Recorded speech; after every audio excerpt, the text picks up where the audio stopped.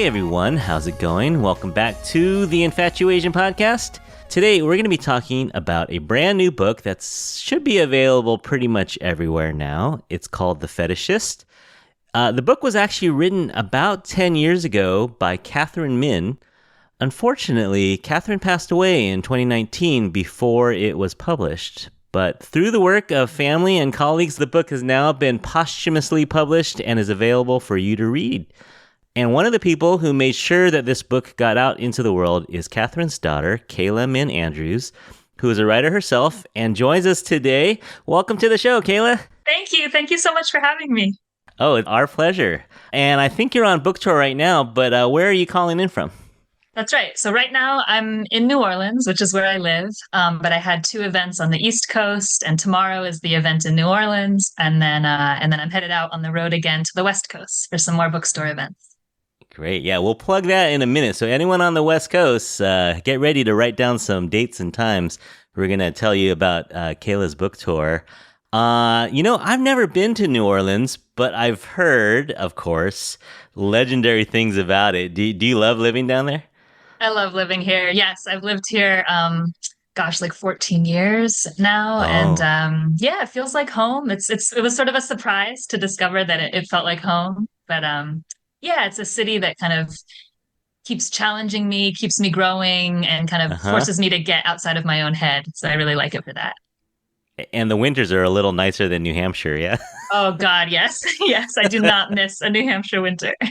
All right, and we like to greet our guests in the Asian way. So let's see, you're a little later than me on your time, but we greet our guests in the Asian way by asking, "Have you eaten yet?" Yes, thanks for asking. I had some salmon and salad about 30 minutes ago. All right, good. We like our guests on a full stomach. We don't want you thinking about food or anything. Though food is a big part of this book. There's a little bit of delicious scenes described in this book too. Oh, yeah. But let's talk. Could we talk about your mom's background a little bit? Sure. So Korean descent. Yes. But born here in the States? Born in the States, yeah. Her parents came over for college right after the Korean War. Yeah. Oh, okay. Do you know much about her childhood? Did you ever talk much about that when you were growing up? Yeah, I mean, it's interesting. I was thinking that we both grew up in small towns where there were hardly any other Asians around. It just turned out that way. So, she grew up in upstate New York. But yeah, it was like just virtually everyone around her was white. So not a lot of Korean community. Small town. And at that time, not a lot of representation too. So sure, yeah. Yeah. Does she always want to be a writer? Is that something that you guys have talked about? Yes, that's definitely like family lore. She knew from age 5, she just always knew somehow. And she used to like tell a lot of colorful lies as a child, like when she was, 5, 6 years old. So that was a sign, that's often a sign that someone is very imaginative and creative, yeah, able to invent their own their own worlds. Yeah, and so she was always writing as a kid growing up. So I'm sure that was really popular with her Korean immigrant parents. Right. So her dad was a scientist. Her mom worked in banking for a while. So yeah, as I understand it, they heard her say, "I want to be a fiction writer," and they said journalism. Okay. And really encouraged her to. And she did end up getting a master's in journalism from Columbia. So her parents very much encouraged her, like, "Oh, you want to write? Like journalism. And it's actually At funny least there's now. Jobs, yeah. Right. Back then that was like a solid career choice. That was a way that you could have like a stable living. And so she did do journalism, and that was always kind of how she, could support herself and stuff like that while she was writing fiction. Yeah. So went to Amherst, where I think she met your dad there, right. Roy Andrews. And we'll talk a little bit about their relationship maybe a little bit later. I went to grad school, but fiction was her first love, right? Fiction was really her true love. Yes. And she became a professor in New Hampshire and started publishing in journals and other literary magazines. Yeah, her first publication was in the late 80s, and then just steadily publishing in literary journals throughout the 90s and early 2000s. And for most of my childhood, yeah, she was working at a university in New Hampshire, but she wasn't a professor. She kind of had a staff position, working for the alumni magazine, like as a Oh, okay. journalist. Okay. So I really saw her like have a day job and like, you know, keep thinking of herself as a writer, but not always getting that external validation, at least from her job. And so the she was able to teach adjunct a little bit in New Hampshire, but then it was really after her debut novel was published, Secondhand World, and that was when I was in college that she got a full professorship job in North Carolina. Yeah. Oh, okay. Okay. So she published his first novel, 2006, was a finalist for the Penn Bingham Award or Yeah. Penn Bingham Prize. Mm-hmm. That's for debut novel. So I guess it got a little buzz. People liked it. Mm-hmm. Yeah. It sounds like I need to read it. It's someone, I grew up in the 70s as well. So it's about a girl who grows up in the 70s. Yes. Sex, drugs, and rock and roll. Okay. All right. Hey, sounds great. Sounds great. And then so she was writing her second novel, which we're going to talk about, of course, in a minute. Somewhere around 2014 was pretty much done with it. Yeah, it was a very abrupt, so when she got diagnosed with terminal cancer in March 2014, she says it was in the oncologist's office. She came to this decision, which is, okay, my time's limited. Because she had been polishing The Fetishist at that point. It had, it Mm, was like had a complete draft and it was in good shape. But as soon as she found out her time was going to be very limited, she wanted to create new art. And the way she phrased it is like, I abandoned that novel. Like she just abandoned mm, this thing that mm, was really close, but it's like she didn't want to spend her remaining time polishing and promoting it. She wanted to spend her remaining time creating new writing. So she shifted her focus and wrote nonfiction personal essays starting in mm. 2014. So yeah, that was the last time she touched her manuscript Oh of The wow, Fetishist. wow. All right, and then let's before we get into the fetishes, which we will in a second, let's talk about you for a second. Sure. So you were born into a family that obviously supported your writing. Did you know you wanted to be a writer when you were 6? No, it's interesting. It was always around me, but yeah, I mean, and I wrote, I did some writing as a kid and kind of Uh scribbled in huh. notebooks, but I think yeah, no, it wasn't like this is what I want to do, for my career. Or I think when I was younger, I thought like I want to be a great lawyer, and then I want to become a Supreme Court justice, or like Mm-hmm. I didn't go around since age 6 saying that I wanted to be a writer. No. But somewhere the switch flipped.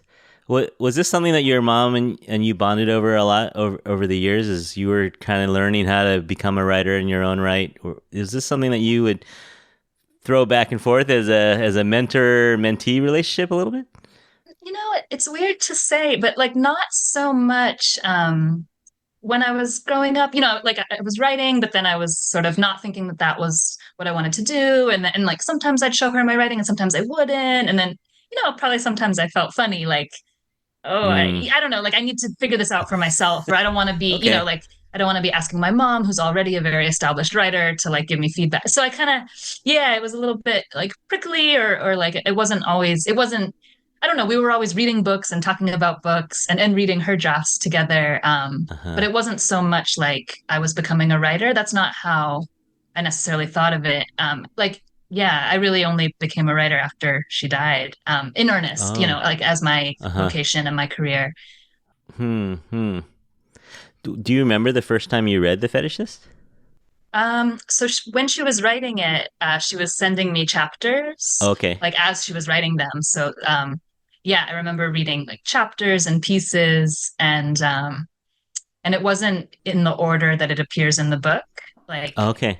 um, yeah, it was she would kind of follow a certain character for a while, or so it was like I got to know the characters and I got a sense of the plot, but it wasn't. There's so much skill in the way it's arranged because there's actually in the the. So I remember when I read it as a novel, the way she had put it all together, but that was actually after she died. That I dug up the like the complete, Hmm. front to end manuscript. So that was 2 years after, and so I do remember, yeah, reading that and being like, wow, because I knew the characters, I knew the basic plot and the themes, but then to see the way it was spliced with like mostly pretty short chapters and very propulsive, suspenseful, and Uh-huh. jumping Uh-huh. around in time, all of that I discovered after she died. Yeah. And you just knew that this had, well, I think it was a combination, right, between you and your stepdad and other people who had read it just knew that this had to be published. Just it was so good. It's too good not to be published.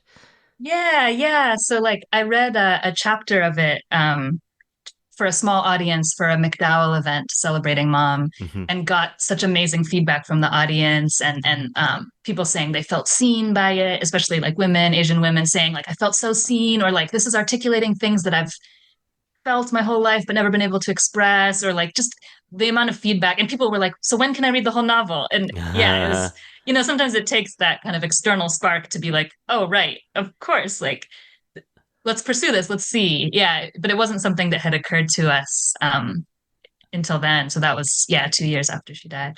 Okay. And one of the people there was Kathy Park Hong. Yes, yes. Kathy Park Hong was at that McDowell event, and also she was friends with mom, and they had Hmm. overlapped at an arts residency called Yaddo, where she heard mom read a chapter of the Uh, novel in progress that she was writing at the time. So I believe that was in 2009. So she had heard mom read a piece of the Fetishist way back when she was working on it, and it had uh, stuck in her mind. And so then she was at the McDowell event and heard me read from it. And yeah, she's the one who ended up helping connect us to the publishing world. yeah. And she wrote the introduction. And I think she's coming to San Francisco with you. You're gonna do a little Yes, Q&A with that's her. right. Yeah, that's Hmm. gonna be cool. No, she's great too. Minor Feelings, right? Kathy Park Hong. Yes. Yeah, amazing author herself. Okay, so here we are, 2024. Can you believe it? No. Almost, like you said, your mom probably started writing this in the 08, 09 era, and Hmm. it just has kind of been living in text, but not in the world. But now it's out. That's How are you right. feeling about it? You having a good time being part of this? Yeah, it's been really amazing, like mind blowing. Yeah. Mm-hmm. Yeah, just to know that her work's out there, in the world and people are reading it and people are enjoying it and it's having an impact. And then also like talking and the fact that there's interest and that people want to hear about her, her work, her Mm-hmm. life, and even like sharing our relationship with people. It's been really profound and Yeah. kind of exhilarating and sometimes scary, but ultimately like really, really beautiful experience. Yeah. I would I would the word I would say is honoring, like just very Hmm. honoring to her memory and her work, her creativity and her art, her life. Yeah. Yeah. All right. So let's get into this a little bit. We won't spoil it in this part. We'll warn everyone out there. So The Fetishist, very provocative title. I love Kathy Park Hong's description of it in the foreword. She kind of describes it as a reframing of Lolita from the perspective of an Asian fetishist. Do you want to give us a quick, like non-spoiler description of the book? Sure. So, yeah, there's kind of three musicians at the heart of this story. One is a young Japanese American punk rocker in her Mm-hmm. 20s, and she wants to get revenge on the man who she holds responsible for her mother's death, an ex-lover of her mother's. That man is a classical violinist and he's the titular fetishist, Mm-hmm. a white man who seems to only date Asian women, and yeah, and then there's kind of the love of his life. Her name is Alma, a Korean American cello soloist who is struggling with terminal illness, and so there's some suspense whether the man will be able to reconnect with Alma before she dies, or whether the young punk rocker will get her revenge on Daniel first. Yeah, so it's a little bit of a revenge. Would you say it's a little bit of a love story? Like we see a love Oh yeah, story in the middle of it? Yeah, sure. yeah. Yeah. It's many So it's things. Yeah, it doesn't really fit one genre. It's sort of a literary page turner thriller love story. Yeah. yeah. Do you know how your mom came up with the idea for this? So I know that very early on, perhaps the initial idea was when she heard that there's such a thing as there's a job of a musician who goes and plays in hospice centers and Oh. plays for the dying. So Hmm. when she heard about this job, the idea of musicians who go in and play for the dying and and their families that to kind of give them solace, she was really struck by this job. And yeah, and kind of got her thinking about Hmm. that and then classical music happens to be a world where there's lots of Asian women, and then got her thinking about that. And Hmm. so I think that was an early seed. Yeah. Okay. All right. Well, I think that's about as far as we can go without spoiling it. So, there's so much music in this book. I usually play a song to kind of warn people to get away from their devices. Can you think of a song we should play? Yeah. So I was thinking we could go punk rock because there's Yeah. there's both strains in the book, but I was thinking punk rock could be fun. And the song that Kyoko is listening to in the opening scene is called "People Ain't No Good" by the Cramps. So that was Okay. my Yeah, my the thought. Cramps. Yeah. Classic. All right. So, everyone, we're going to listen to a little bit of the Cramps. And if you're still around when the song is over, that means you're willing to get spoiled.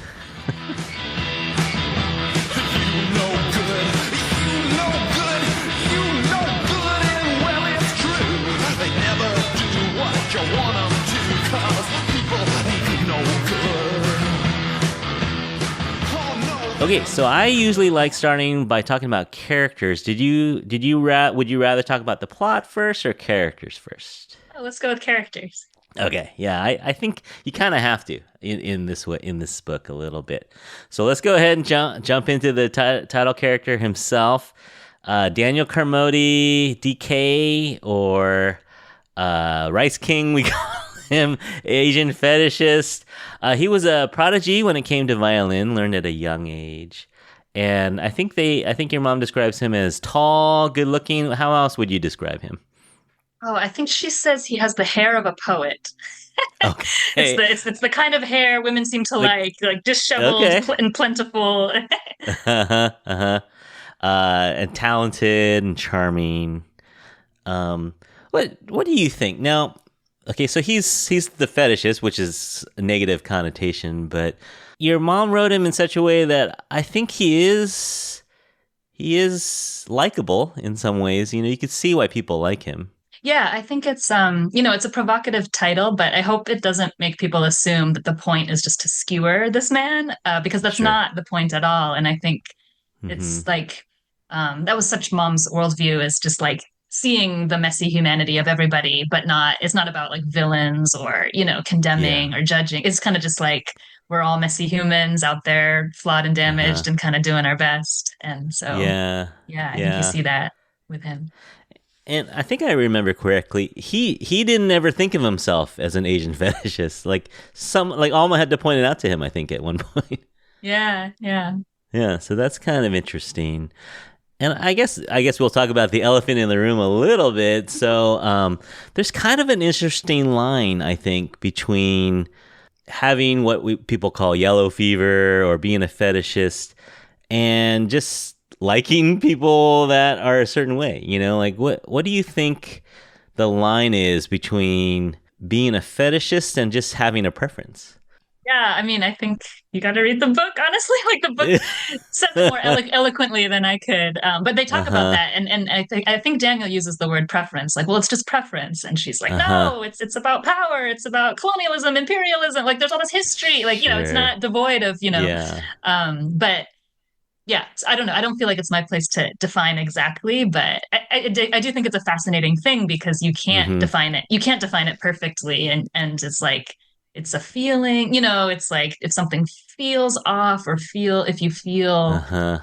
like you're not being fully seen as fully individual. But it's Yeah. not. You can't just. Yeah, it's fascinating because it's a little bit elusive as a concept. Yeah, no, fair enough. And in Daniel's defense, I totally get it. I think Asian women are great. I could see why someone, like I've always dated. I happen to be Asian, but I've always dated and found Asian women to be the most attractive. So I get it. It's totally understandable. But I guess if you're not of that race, it looks a little red flaggy if that's all the only type of women that you like. But There's a scene that's really it came out of nowhere, and it's one of those ones where it's the time jump, where it flashes back to where I think Daniel's like 12, and he's like the kid. He's shorter than everyone, smaller than everyone at this band camp or orchestra camp. And who points it out? Did someone point it out that this is where it all started, that he had kind of an interest in a strange curiosity. It wasn't romantic yet at that age, but he just was fascinated by this young Asian girl, probably 11 or 12 years old herself, who played violin. That was an interesting scene. What did you think of that scene? Yeah, yeah, this is fascinating. So this is actually the last chapter of the book, like the Oh final, like yeah, the book ends with this flashback to when Daniel yeah. was 12, which we haven't gotten throughout the whole novel. The whole novel is him as an adult. And so actually when I discussed, like when I was reading, yeah, when I first saw that mom had placed this piece of writing last, I was Hmm. I was shocked. I was so surprised. I had read the piece of writing, but I didn't know that she intended it as the last chapter. Uh huh. And it kind of blew my mind. I was like, are we sure about this? Like, can you do that? Like ending on a random, like, ending on a flashback when you've never had flashbacks throughout the novel. Yeah, it was really surprising to me. And that piece of writing is so vivid, and because the Mm-hmm. retainer, he's very interested in her Yeah. retainer. And it's like just like to me, very gross, like very Yeah. vivid, disgusting details about like saliva and the wet napkin and then the Yeah. retainer itself. Um, yeah, but placing it last really puts a lot of focus on it, and yeah, it sort of implies that this thing that happened early in his childhood made him like predisposed or something Let's to notice let's Asian women. see. It's very provocative. Yeah. Yeah, yeah. No, it definitely sticks with you. I think it could be a short story. Just that one chapter by itself could be a short story. Totally, totally. And I'm pretty sure this is what she read that at Yado that Kathy Park Hong heard her read. Uh, Um, and to me, this is a great, like, this is maybe the most of that kind of Lolita, like, kind of like intense desire that's kind of frightening and unsavory and strange. forbidden, And yeah. yes, yes, exactly. Okay. Hey, could I get you to read a little passage from the book? Sure. Yeah. There's so many good scenes. I'm curious of what scene you're gonna choose. So I thought I'd try to go to the root of things. This is a chapter. It falls in the middle of the novel, but it actually doesn't need any setup, so I can just Okay. give it to you here. Okay.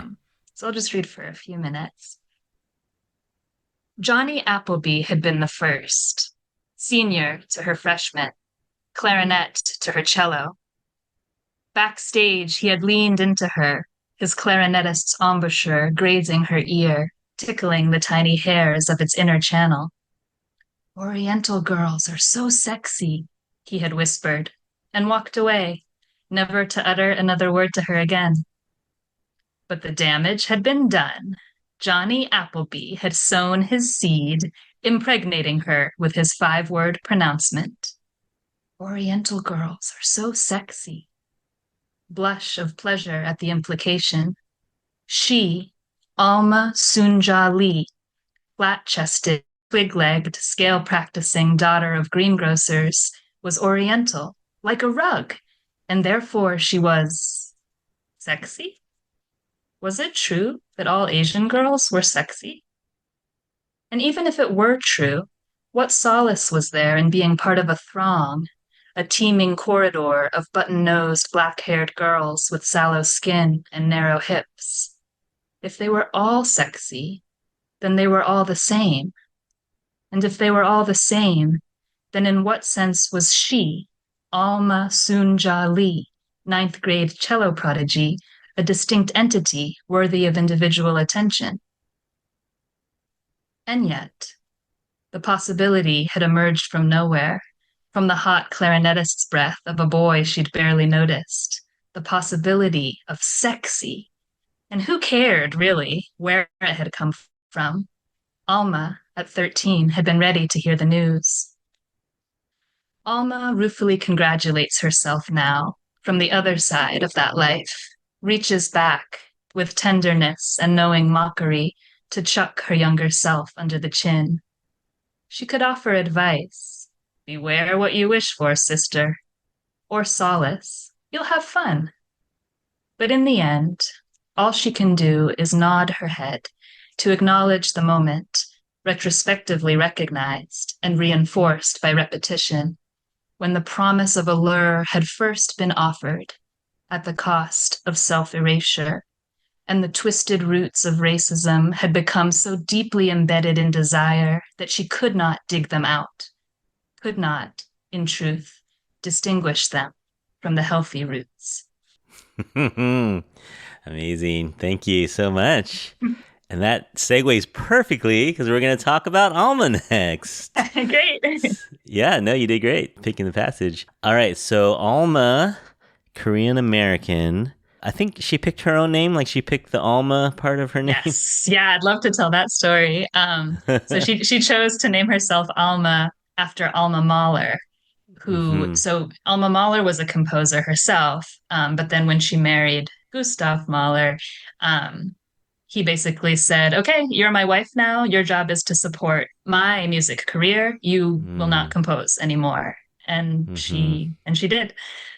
So Alma says in the novel that she chose this name for herself to remind herself not to do that and not to, she says, I wanted to remind myself not to marry a genius because I'm the artist. I'm the genius, you know? Yeah. Yeah, no, she has she definitely has a strength to her. You know, we all love her. I think if you read this book, supremely talented, stunningly beautiful, strong-willed. Maybe the opposite of what some people think of when you think of a fetishist and their desire for an Asian woman. A lot of times, I think they think of someone who's demure or, you know, submissive, and almost not those things. It sounds like, I mean, though she's completely lovely, but different. Do you think your mom has a little Alma in her? I know it's not biographical, but sure, yeah. I mean, definitely a little bit. I think, and we'll talk about Kyoko later, but I think she has some of both of them in her, and there's kind of a duality there. Yeah. Okay, so they met in Italy. I think Daniel and Alma met in Italy. Side note, do you think your mom, I think she got a trip out of this, right? Do you think your mom set this book in Florence so she could do a little research on the bridges and the jewelry stores? Yes, it's very possible. I know it was a hardship for her, but in order to fully research the world of this novel, she had to go to Florence. She had to buy herself jewelry. It was necessary. Yes. Yeah, no, I mean for reality, right? You gotta get into it. So, you have to eat the food, you know. Yeah, yes. So Alma and Daniel, I guess they're in their 20s when they meet. They're young. They're late 20s. Quite young. And really taken with each other, but in one of those situations where there's a clash, but it also is the height of their love as well. You know, they butt heads. Yes, a lot of romantic tension and sexual tension. Yes, a lot of arguing. You know, but yes. But she does a number on Daniel, that's for sure, and she wins his heart. He proposes to her, but within days, he's also having an affair with another musician named Emmy, who maybe fits into a stereotype a little more. She's small, she's supportive, submissive, a little bit eager to please. And so we won't get into all the details, but there's a little bit of a love triangle that mucks everything up, and they go their separate ways. So it was like, you don't know this until halfway through the book, but you think that Daniel and Alma had this long, maybe even marriage, you know, long relationship, but you realize that it was a short but fiery relationship that just left a mark on both of them for life. You know? Yeah, and then she's so principled, she will never take him back, right? Like she decides, like, oh, you cheated on me, it's over, and we're never revisiting that. Even though, like, there's so much love between them, she's so principled, right? She won't compromise on this. Yeah. No, I was rooting for her on this one. But so Emmy is another musician. She's actually married and has a daughter, and just goes through a bunch of tough times. And so she ends up dying, and her daughter Kyoko is in the present time in her 20s. And like you said, she blames Daniel for a lot of bad things that has happened in her life, especially her mom's death. And so this brings in of all things, a kidnapping plot. And so Emmy's daughter Kyoko and her boyfriend Cornelius are out for revenge and kidnapping, and they're probably the worst criminals ever. As it should be, like it'd be weird if she knew how to do a crime. So, Right. but they're off, and they're in a punk rock band that ends up going viral for a minute. Mhm. It's kind of interesting that your mom wrote this in 2000, late 2000, or the late Yeah. aughts. But it does feel very current in a lot of ways, the virality of YouTube and things like that. And Yeah. there's kind of a spooky line that sends chills down your spine when you realize when it was written about how Asians bring diseases Hmm. into the world. I was like, wait, what Hmm. year is this written in? Yeah, no, totally before COVID for Wow. sure. Yeah. Yeah, yeah. So I felt like it was really current. I felt like it was really contemporary. Did you Yeah, feel that when you're reading it?